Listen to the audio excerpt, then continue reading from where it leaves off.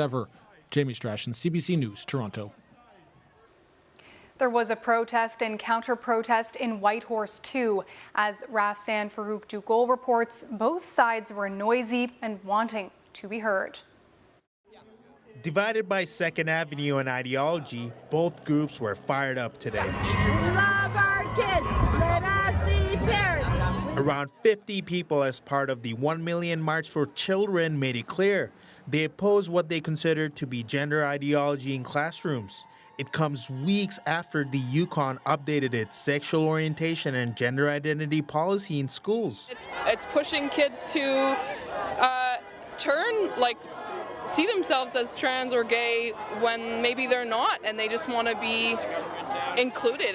And some rallygoers bemoan how straight children are being treated by schools. And then today in 2023, I know of children that are harassed and bullied for saying I'm straight. Members of the queer community and allies alike organized a counter-protest, and they showed up big time. Hundreds of them. They have different views on sexual orientation and gender identity schooling. It's not an indoctrination session. It's not some kind of a Maoist camp or something. It's just something that was put in place in order to address the fact that so many kids were being bullied and picked on because of their gender and sexual identities. Back and forth, both sides stood their ground. I do believe in children's rights, and I think my daughter has a right to be called she, not they.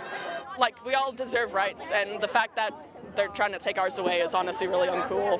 As a transgender youth myself, I just want them to know that this is my decision and nobody pressured me into doing it. In the end, the protest was loud but peaceful.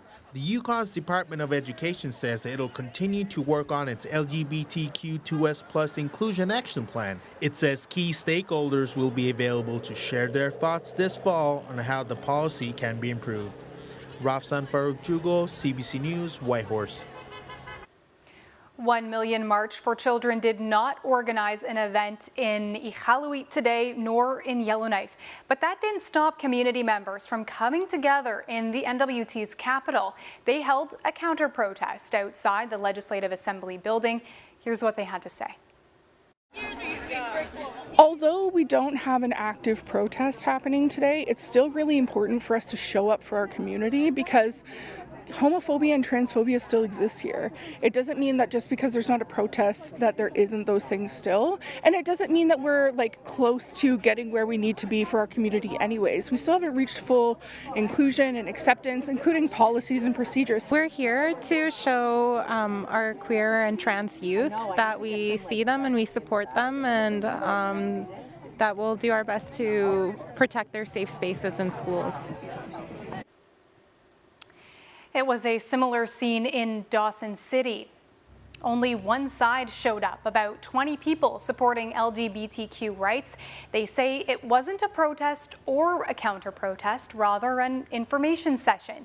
They invited the public to stop by, share snacks, and learn about inclusive schooling. The event lasted about 3 hours.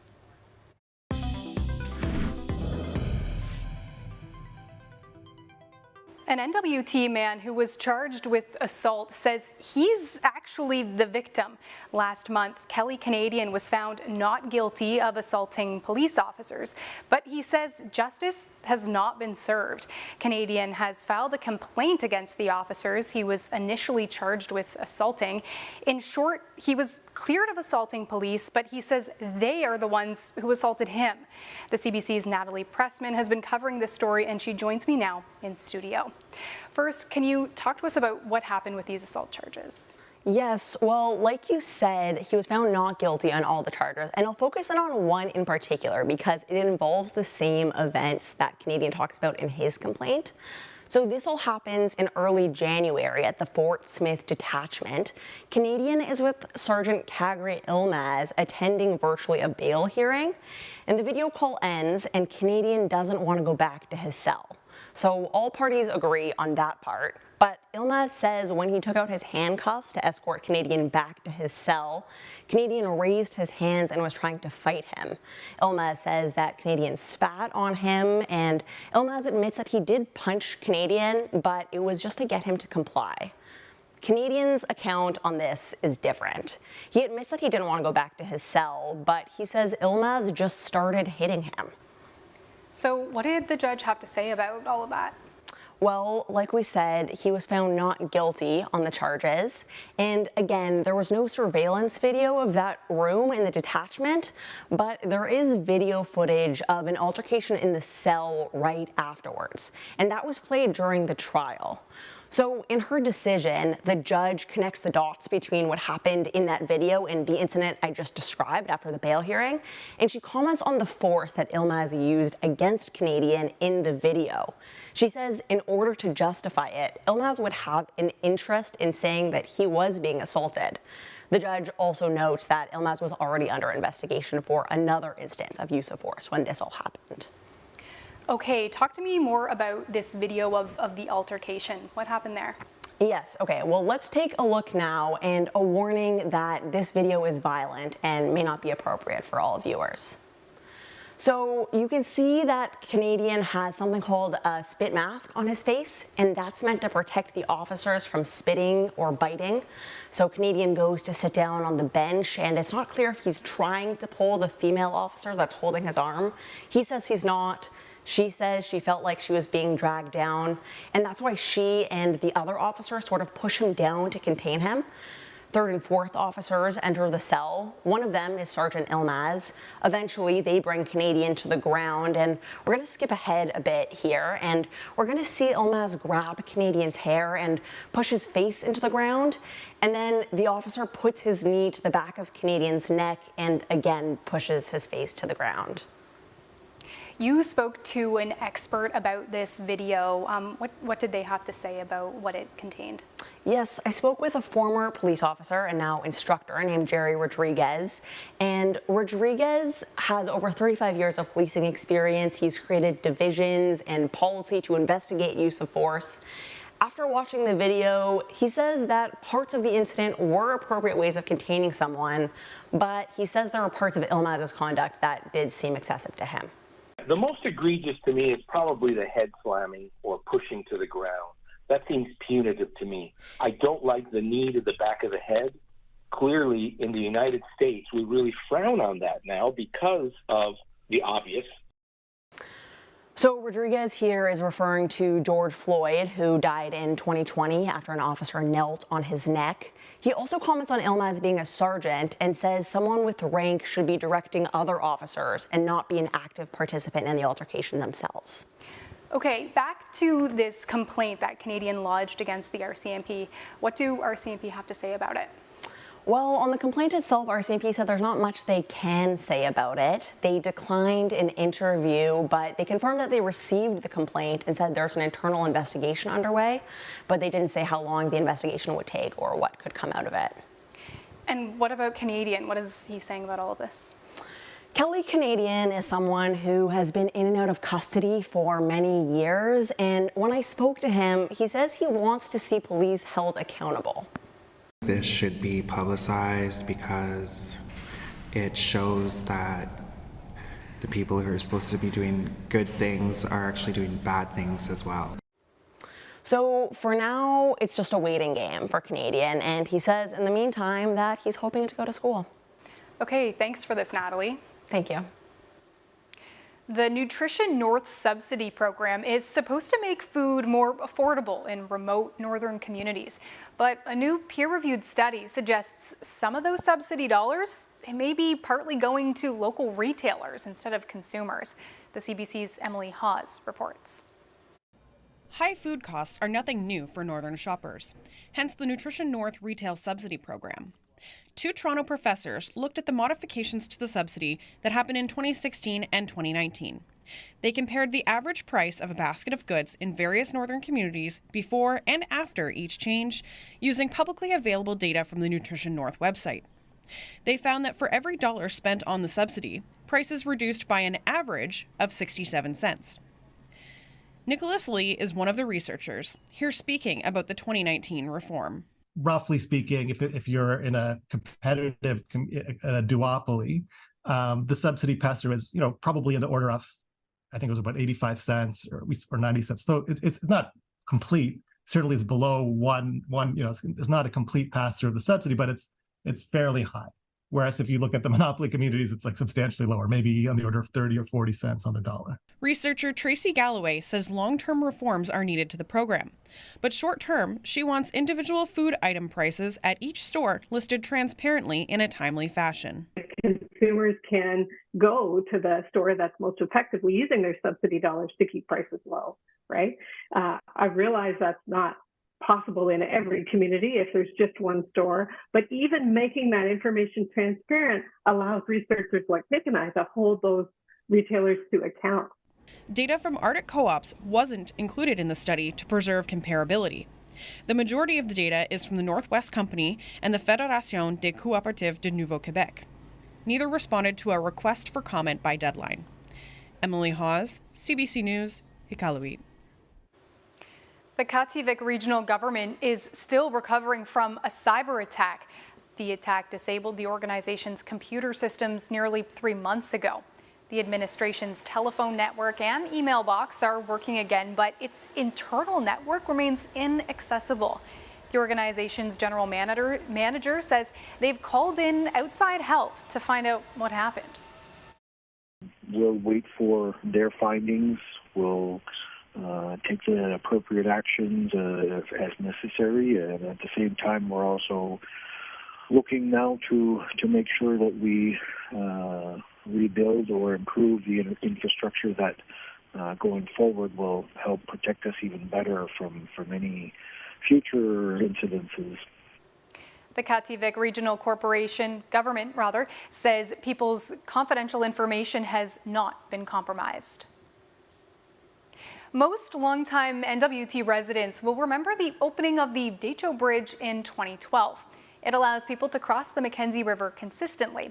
With wildfire evacuations in the rearview mirror, some people are questioning what things would have been like if that bridge hadn't been built. Robert Holden has more. When the Decho Bridge replaced the Merv Hardy Ferry, residents could finally cross the Mackenzie without delays from winter freeze-ups and spring breakups. The smooth and consistent flow of traffic, ideal in the case of a mass evacuation. Dave Ramsey was the transportation minister when the bridge was unveiled in 2012. He says the bridge plays a new role in the safety of the North, and the government needs to take notice to prepare for a future crisis. The Northwest Territories doesn't have the infrastructure it needs, in case of emergencies like wildfires. You look at the Mackenzie Valley, the government's talked about putting a bridge across the Bear River, at least, since the time I was there. That's going back 10 years now, even longer. Why that bridge hasn't been built, I have to question, why it hasn't happened. Former Premier Joe Handley says a potential wildfire evacuation wasn't a concern when his government began the planning stages nearly 20 years ago. He says another threat was the main reason for its construction, a threat that's come to fruition this year especially. The main interest in building the bridge and the reason for it was low water. Given climate change, we're getting lower and lower water year after year. And this year showed to be very low water, to the point where the barges had to cut off some of their last shipments. Handley speculates whether the Merv Hardy Ferry would even run with the absence of a bridge. No ferry, no bridge could have been a very different story. We likely wouldn't have evacuated Yellowknife. The only alternative would be air. You'd be looking at 150 to 300 air flights to bring everybody out. So evacuation would have been not on the list of possibilities. While the bridge clearly played a huge role in keeping people on the safe side, Handley credits the efforts of the first responders, saying the fire breaks built around Yellowknife will be a significant deterrent for future fires. Robert Holden, CBC News, Yellowknife. The final public hearing about a mine's proposal to grow in Nunavut ended today. Agnico Eagle wants to expand its gold mine near Rankin Inlet and build 11 wind turbines. The hearing started last week, and the company has repeatedly said it gets advice from an elders committee. I'm a chairperson for the Agnico Eagle Elders Advisory Committee. We've been talking about that with the Agnico from the beginning. So my board members knew about what they wanted at first, and then they explained to their boards very well why they want it. And it sort of tells me that Elders Advisory Committee were in favor of what the Agnico is requesting for their Melody Mine expansion. The Nunavut Impact Review Board is going to write a final report now. It'll make a recommendation to Federal Minister of Northern Affairs, Dan Van Dahl. He has the final say. Norman Wells is saving energy and money in its arena with new LED lighting. We want to give the people in the community that use the arena the best experience that they can have. The application process was flawless, and I would encourage other communities to look into this fund with Arctic Energy Alliance.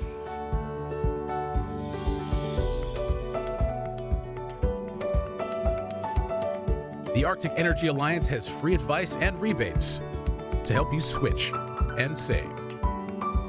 Talk to us today.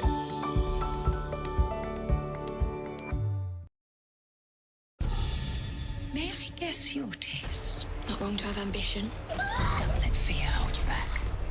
You don't let them win. You're gonna see things you'll never forget. We look so beautiful together. You are our tomorrow. We're ready to go when you need to know. Good morning. I'm Heather Hiscox. We begin with breaking news. To see from behind us here how big the fire is. You're giving me the hard questions. Yes, I found Canadians. Start your day with us on CBC Morning Live. We overspend and overcook, which is disastrous for our wallets and the planet. That's a lot of waste. Your job is to discover the mystery dessert. What is it? What is it? Raspberries. Dark chocolate. We're gonna win. Woo!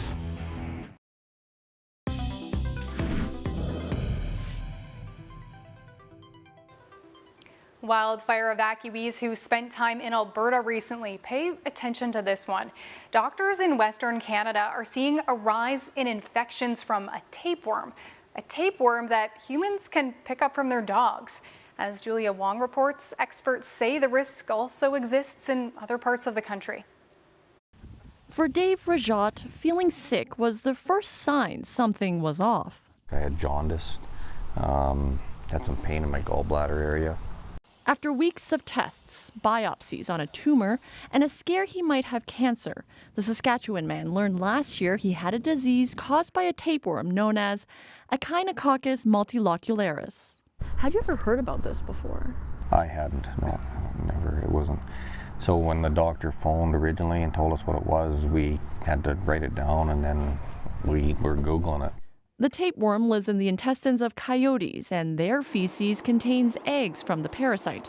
Humans get infected if they come into contact, typically through their pets. And so this is the Echinococcus multilocularis infection. This doctor says a person may not know they're sick for years, but tapeworm larvae will grow, usually in the liver, and form a mass that can destroy liver tissue.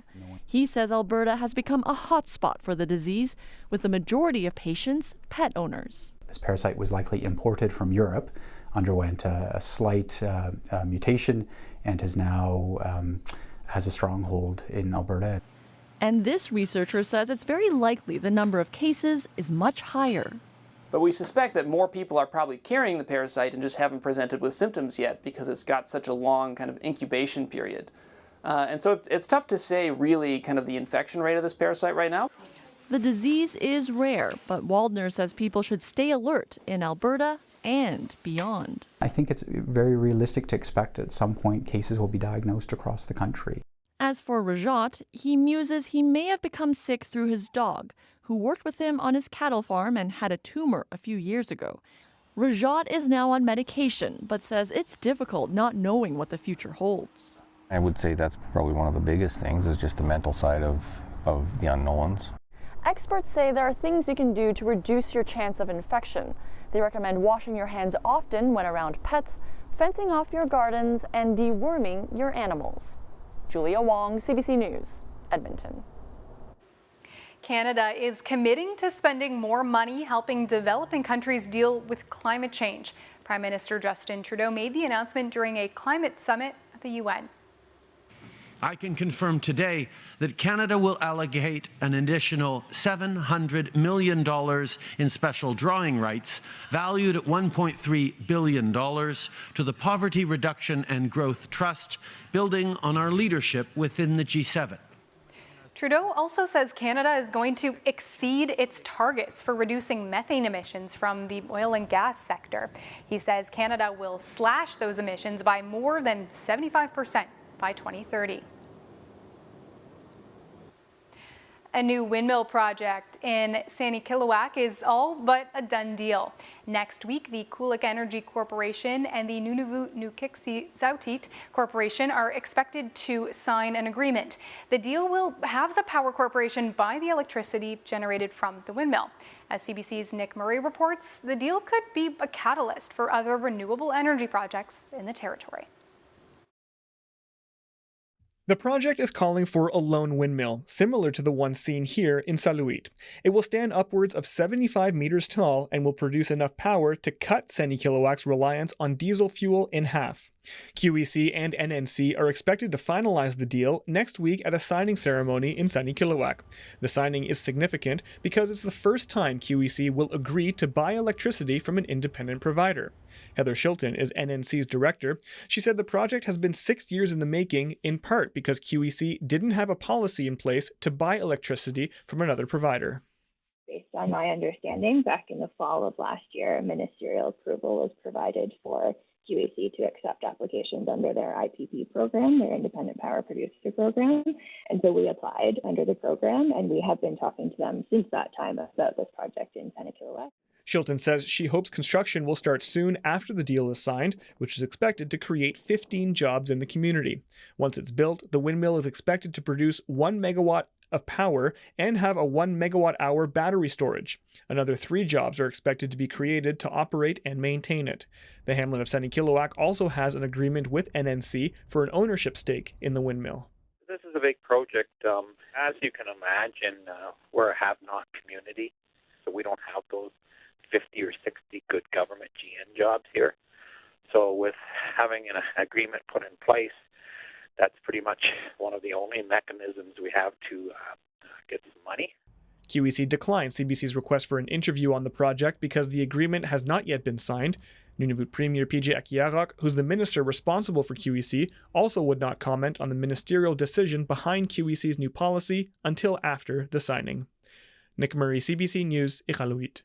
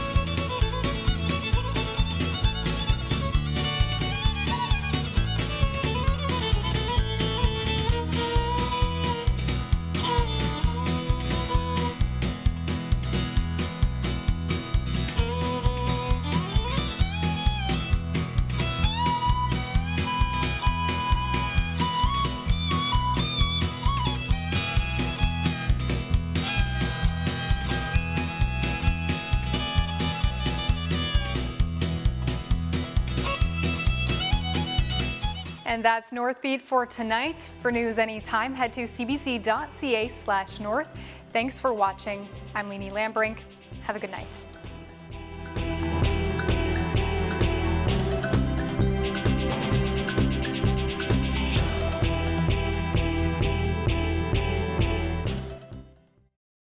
Consider this my resignation.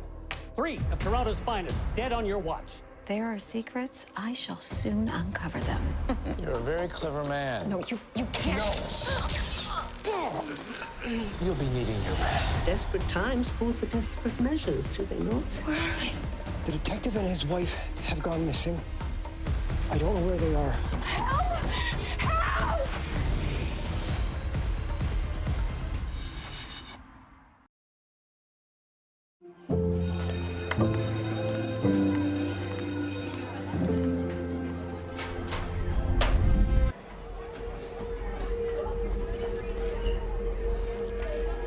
Hey, want to eat lunch with us?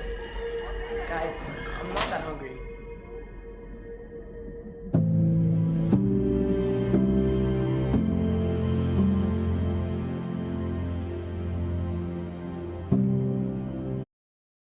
We overspend and overcook, which is disastrous for our wallets and the planet. That's a lot of white. May I guess your taste? Not wrong to have ambition. Don't let fear hold you back. Your job is to discover the mystery dessert. What is it? What is it? Raspberries. Dark chocolate. I think I got it. Woo! You don't let them win. You're gonna see things you never forget. They look so beautiful together. You are our tomorrow. Every week, the issues that matter to Canadians. These are acts of desperation. Connecting politics to people. We will always protect and defend all NATO allies. Some people have lost everything. Sundays, join me for Rosemary Barton Live. Being there means being here. The city is now very still. To share. I'm so sorry. I do worry about them. Adrian Arsenault reports on CBC News Explore. Stream free. The Great Canadian Baking Show is back. And the winner is... Alan, no, it's too soon for that. How about now? Give me that. Okay, yeah. Get the news you need without restrictions. Download the free CBC News app